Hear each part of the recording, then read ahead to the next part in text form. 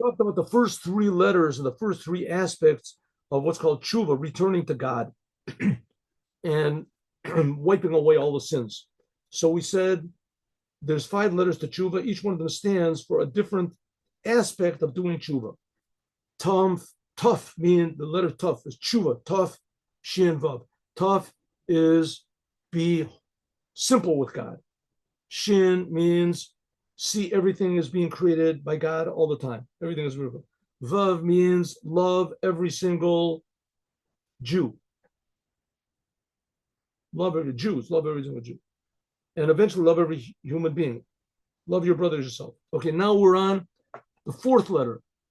Beit. What's beit? Is b'chol dorachecha neu. To b'chol dorachecha, that's the beit. The fourth, in all of your ways, you should know him. A person who sets his heart and his mind to see that everything around, everything that happens is from God, and everything that God does has a purpose, and everything that God does to you is connected to everything else that God does in the whole world, then you will perceive godliness, how do you say,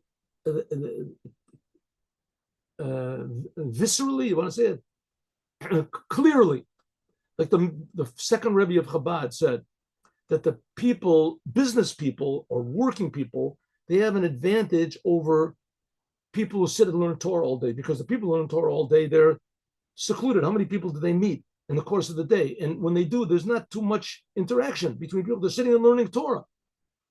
The people who have businesses, they're sitting in a store, and they can actually witness the manifestation of godliness in the physical world. They see how God really cares about the physical. This is the type of service comes from one seeing what's called hashgacha pratit, how God directs everything in every detail in the world, called individual divine direction, providence, they call it, divine providence. In other words, not just that God creates everything, but every interaction in the world has purpose to it and is directed by God. Everything that happens. Okay, I mean, you're going to look at every blade of grass. You're going to go, every bug, whatever is going to try to find the meaning of every, the car that passes you by. There is meaning, but at least understand that the major things that happen to you in life, right? Who you married, where you live, etc. Those are directly from God, and the details who you meet in the course of the day, this is directed by God. The problem is, what do you do with that? That's the question. How do you react? That's up to you. Now, story.